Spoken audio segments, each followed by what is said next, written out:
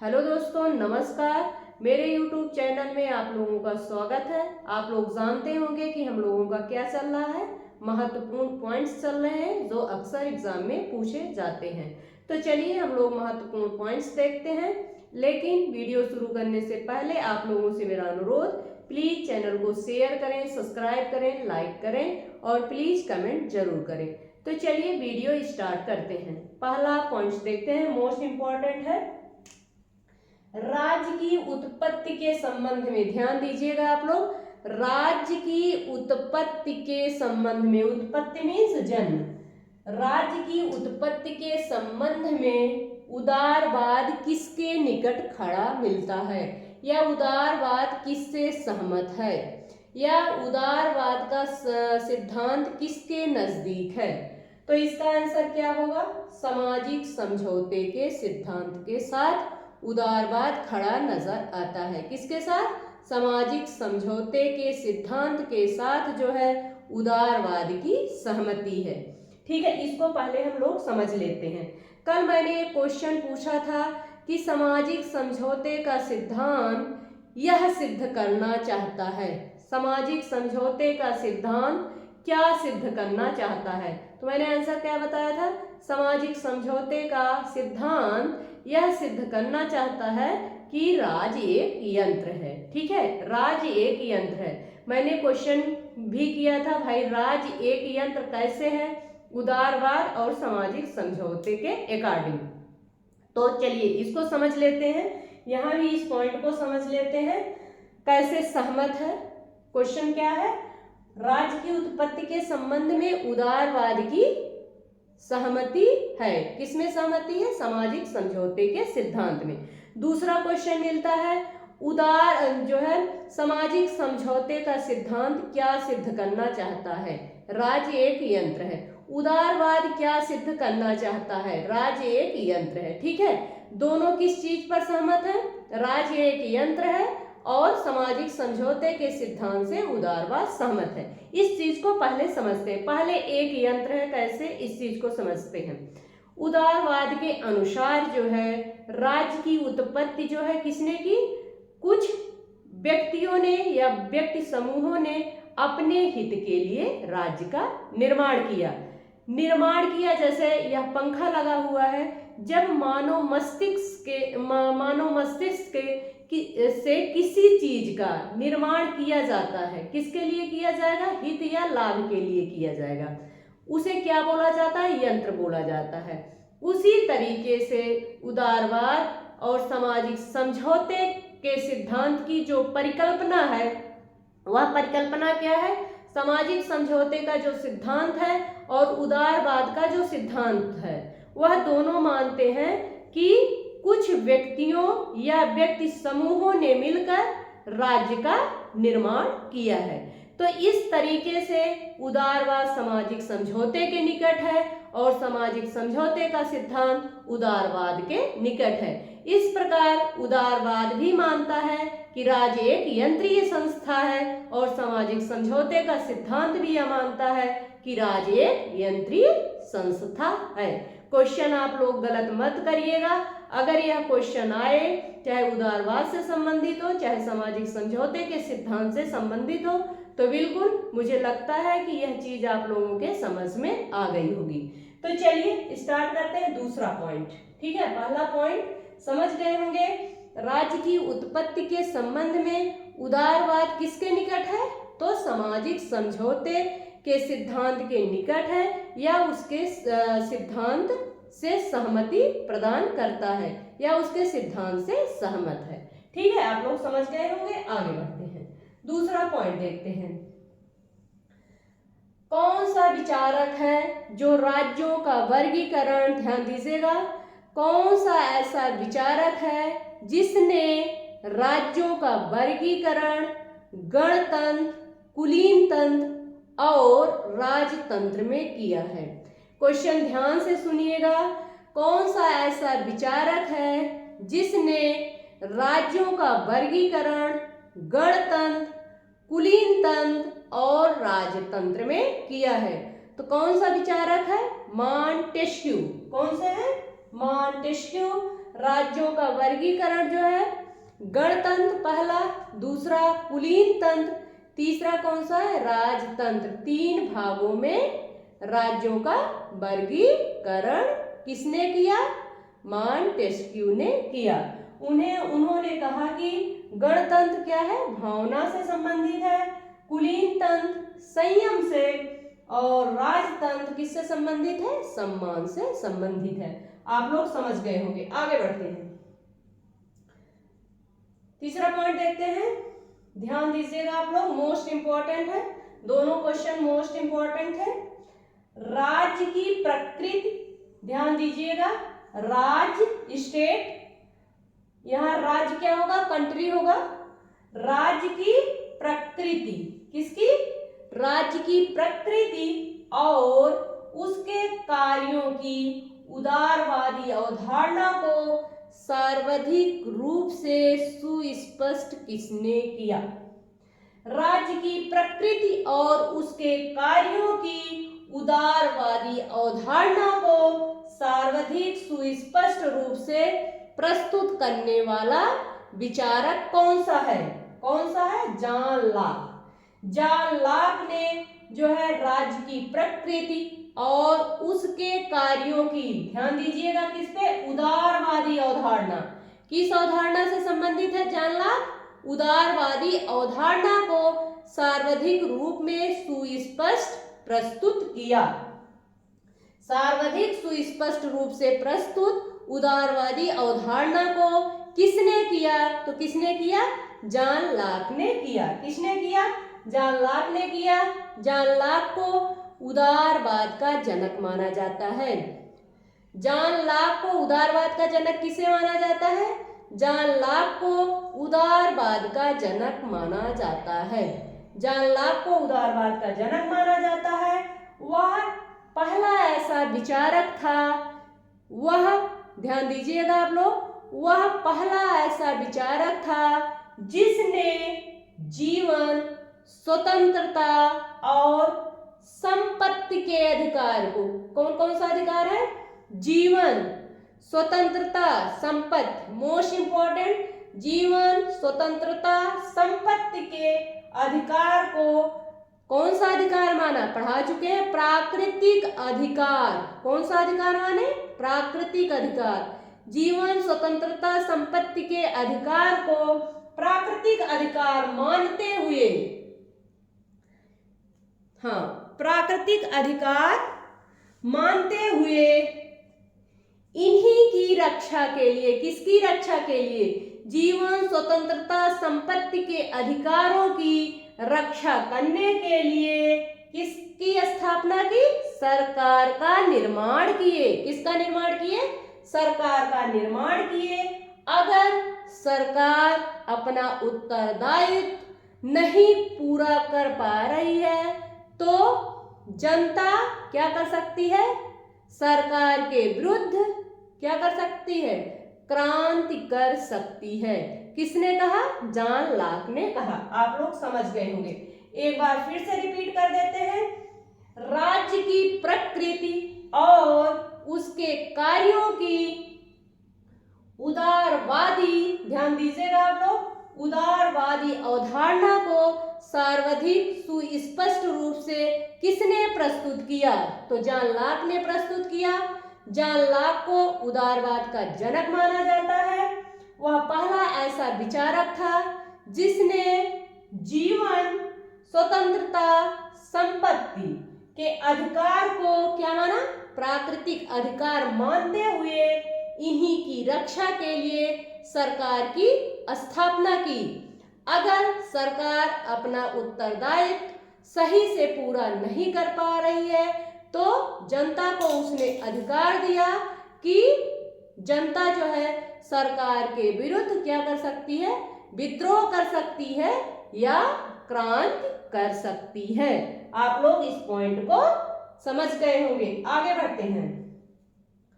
हाँ, लोक कल्याणकारी राज दो अतियों, अतियों मीन्स क्या हो गया? अधिक, अतियों मीन्स अधिक। लोक कल्याणकारी राज दो अतियों के बीच एक समझौता है। लोक कल्याणकारी राज दो अतियों के बीच क्या है, एक समझौता है, जिसमें एक ओर साम्यवाद तो दूसरी ओर अनियंत्रित व्यक्तिवाद है। यह किसकी परिभाषा है, मोस्ट इंपॉर्टेंट है। लोक कल्याणकारी राज, ध्यान दीजिएगा, लोक कल्याणकारी राज दो अतियों के बीच एक समझौता है, जिसमें एक ओर साम्यवाद तथा दूसरी ओर अनियंत्रित व्यक्तिवाद है। यह किसकी परिभाषा है, तो यह किसकी परिभाषा है, हाबमैन की है। किसकी है, हाबमैन की है। लोक कल्याणकारी राज दो अतियों के बीच एक समझौता है, जिसमें एक ओर साम्यवाद तथा दूसरी ओर अनियंत्रित व्यक्तिवाद है। यह किसने कहा, हाबमैन ने कहा है। आप लोग समझ गए होंगे। आगे बढ़ते हैं। जीन बोदा ने अपनी संप्रभुता की संकल्पना उधार ली थी। मोस्ट इंपॉर्टेंट है, अक्सर एग्जाम में पूछा जाता है।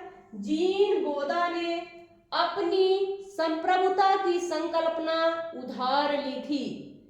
कहां से उधार ली थी, जीन बोदा ने अपनी संप्रभुता की संकल्पना उधार ली थी। आप लोग बताइए कहां से उधार ली थी। जीन बोदा ने अपनी संप्रभुता की अवधारणा को कहां से उधार लिए थे, फ्रांस के धार्मिक युद्ध से। फ्रांस के धार्मिक युद्ध से जो है जीन बोदा ने अपनी संप्रभुता की अवधारणा को उधार लिया था। जीन बोदा ने अपने संप्रभुता की संकल्पना को उधार ली थी। कहां से लिए थे, फ्रांस के धार्मिक युद्ध से। फ्रांस के धार्मिक युद्ध से। आप लोग समझ गए होंगे। आगे बढ़ते हैं। संप्रभुता मूलतः संकट का सिद्धांत था। ध्यान दीजिएगा, यह किसका कथन है, संप्रभुता मूलतः संकट का सिद्धांत था। संप्रभुता मूलतः संकट का सिद्धांत था। यह कथन किसका है, संप्रभुता मूलतः संकट का सिद्धांत था। यह कथन किसका है, लास्की का। किसका है, लास्की का। आगे बढ़ते हैं। स्वतंत्रता की सकारात्मक अवधारणा का प्रतिपादन किसने किया। स्वतंत्रता की सकारात्मक अवधारणा का प्रतिपादन किसने किया, तो किसने, ग्रीन लास्की। प्रत्ययवादियों का नाम महत्वपूर्ण है। कौन कौन से, ग्रीन लास्की प्रत्ययवादियों। स्वतंत्रता की सकारात्मक अवधारणा के समर्थक कौन है, ग्रीन लास्की प्रत्ययवादी। और नकारात्मक अवधारणा का, स्वतंत्रता की नकारात्मक अवधारणा का प्रतिपादन लॉक मिल स्पेंसर। लॉक मिल स्पेंसर जो है नकारात्मक स्वतंत्रता के समर्थक हैं, जबकि सकारात्मक स्वतंत्रता के समर्थक हैं ग्रीन लास्की और प्रत्ययवादी। ठीक है, आप लोग यहां तक समझ गए होंगे। आगे बढ़ते हैं। किसका राज्य संबंधी कोई सिद्धांत नहीं है। आप लोग आंसर बताइए, किसका जो है राज्य संबंधी कोई सिद्धांत नहीं है। तो किसका नहीं है, किसका राज्य संबंधी कोई सिद्धांत नहीं है, तो किसका नहीं है, मार्क्सवाद का। मार्क्सवाद का कोई राज्य संबंधी उन्होंने सिद्धांत नहीं दिया।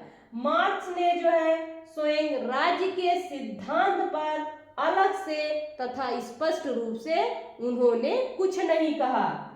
मार्क्स का आदर्श जो है क्या है, वर्ग विहीन समाज। क्या है, वर्ग विहीन समाज, जिसमें क्या हो जाता है, राज विलुप्त हो जाता है। इस तरीके से जो है मार्क्सवाद ने राज्य संबंधी कोई सिद्धांत नहीं प्रस्तुत किया। मोस्ट इंपॉर्टेंट है, आप लोग समझ गए होंगे। आगे बढ़ते हैं। रात्रि के पहरेदार की भूमिका का समर्थन किसने किया है। रात्रि के पहरेदार की भूमिका का समर्थन किसने किया है। रात्रि के पहरेदार की भूमिका का समर्थन किसने किया है, तो किसने किया है, उदारवाद ने किया है। किसने किया है? उदारवाद ने किया है। राज्य के रात्र के पहरेदार की भूमिका का समर्थन कौन करता है? उदारवाद करता है। आप लोग समझ गए होंगे। सॉफ्ट स्टेट विचार से कौन संबंधित है? सॉफ्ट स्टेट विचार से कौन संबंधित है? सॉफ्ट स्टेट विचार से कौन संबंधित है? गुन्नार मिल्डर। कौन है? गुन्नार मिल्डर। इनकी पुस्तक का नाम क्या है? Asian drama. Asian drama soft state विचार से संबंधित है गुन्नार मिल्डर और इनकी पुस्तक का नाम है एशियन ड्रामा। आप लोग समझ गए होंगे। एक क्वेश्चन पूछा जाता है, ध्यान दीजिएगा आप लोग। दर्शन शास्त्र किससे संबंधित है? दर्शन शास्त्र किससे संबंधित है? तो मन से संबंधित है। दर्शन शास्त्र मन से। राजनीति शास्त्र किससे संबंधित है? शक्ति से संबंधित है। दर्शन शास्त्र मन से, राजनीति शास्त्र शक्ति से, अर्थशास्त्र किससे संबंधित है? व्यापार से, और समाजशास्त्र स्तर विन्यास से संबंधित है। समाजशास्त्र स्तर विन्यास से संबंधित है। मोस्ट इंपॉर्टेंट है, ध्यान दीजिएगा आप लोग। दर्शन शास्त्र मन से, राजनीति विज्ञान शक्ति से, अर्थशास्त्र व्यापार से, समाजशास्त्र जो है स्तर विन्यास से संबंधित है। आप लोग समझ गए होंगे। आगे बढ़ते हैं। स्थानीय कानून को बनाने, ध्यान दीजिएगा आप लोग। स्थानीय कानून को बनाने, उसको लागू करने की स्वतंत्रता। स्थानीय कानून को बनाने, उसको लागू करने की स्वतंत्रता। अधिकारों को प्रदान करने की, अधिकारों को प्रदान करने की क्षमता और दायित्वों के निर्वहन का, और दायित्वों के निर्वहन का अंतरराष्ट्रीय विधि के अंतर्गत आता है। किसके अंतर्गत आता है? राज्य के अंतर्गत, स्टेट के अंतर्गत, या स्थानीय स्वशासन के अंतर्गत? किसके अंतर्गत आता है? तो यह सब चीजें किसके अंतर्गत आएंगी? राज्य के अंतर्गत आएंगी। कौन कौन सी चीजें? स्थानीय कानून को बनाने तथा उसको लागू करने की स्वतंत्रता, अधिकारों को प्रदान करने की क्षमता और दायित्वों के निर्वहन का अंतरराष्ट्रीय विधि के अंतर्गत आता है। किसके अंतर्गत आता है? राज्य के अंतर्गत आता है। आप लोग समझ गए होंगे। क्वेश्चन पूछा जाता है, आगे बढ़ते हैं। राज्य की बहुलवादी धारणा के जो है समर्थक कौन है? राज्य की बहुलवादी धारणा के समर्थक कौन है? कौन है? लास्की और मैकाइवर। लास्की और मैकाइवर पूछा जाता है। राज्य की बहुलवादी धारणा के समर्थक कौन है? Laski, MacIver. बहुलवाद किससे संबंधित है? लास्की और मैकाइवर से। लास्की और मैकाइवर से बहुलवाद की धारणा संबंधित है, या इसके विचारक, मुख्य रूप से इसके विचारक हैं या समर्थक हैं। दूसरा, राज्य की शक्ति की धारणा किससे संबंधित है? राज्य की शक्ति की धारणा किससे संबंधित है? अगर हम राज्य की शक्ति की धारणा जैसे मेरे मन में आया तो कौन सा विचारक जो है इसका आंसर होगा? कौन सा विचारक आंसर होगा? मैकियावेली। राज्य की शक्ति की धारणा जो है का समर्थन किसने किया? तो किसने किया? मैकियावेली। सर्वसत्तावादी, सर्वसत्तावादी के प्रमुख विचारक कौन है? सर्वसत्तावादी के प्रमुख विचारक कौन है? Hegel, Barry Hardy. हेगल और बेरी हार्डी हैं। वैज्ञानिक समाजवाद किससे संबंधित है? वैज्ञानिक समाजवाद किससे संबंधित है? मार्क्स से संबंधित है। किससे? मार्क्स से संबंधित है। उपयोगितावाद के समर्थक कौन है? उपयोगितावाद के समर्थक कौन है? बेंथम। बेंथम क्या है? उपयोगितावादी सिद्धांत के समर्थक हैं। अराजकतावादी, अराजकतावादी प्रमुख विचारक कौन है? अराजकतावादी के प्रमुख विचारक कौन है? प्रोधा और गाडविन है। कौन है? प्रोधा और गाडविन। आप लोग समझ गए होंगे। आगे बढ़ते हैं। मनुष्य जो है राज की आज्ञा का पालन इसलिए करता है, मनुष्य, ध्यान दीजिएगा, मनुष्य राज्य की आज्ञा का पालन इसलिए करता है क्योंकि वह जानता है कि अवज्ञा से होने वाले अहित की तुलना में आज्ञा पालन अधिक उपयोगी है। जहां उपयोगी शब्द का यूज हो तो समझ जाइए कि यह चीज किससे संबंधित है, तो किससे, बेंथम से, क्योंकि बेंथम को क्या, बेंथम जो है उपयोगितावाद के प्रमुख समर्थक माने जाते हैं। तो मनुष्य की राज्य की आज्ञा का पालन इसलिए करता है, वह जानता है कि अवज्ञा से होने वाले अहित की तुलना में आज्ञा पालन अधिक उपयोगी है। यह जो है परिभाषा या कथन किसने प्रस्तुत किया, तो किसने किया, बेंथम ने। किसने, यह परिभाषा किसकी है, बेंथम की है। बेंथम ने क्या कहा, मनुष्य राज्य की आज्ञा का पालन इसलिए करता है क्योंकि वह जानता है कि अवज्ञा से होने वाले अहित की तुलना में आज्ञा पालन अधिक उपयोगी है। यह डिफिनेशन किसकी है, बेंथम की है। तो यह रहा वीडियो, इसके आगे जो है हम लोग अगले वीडियो में पढ़ेंगे। तो प्लीज़ अगर वीडियो पसंद आए तो चैनल को शेयर करें, सब्सक्राइब करें, लाइक करें और मेरे लिए कमेंट जरूर करें। धन्यवाद।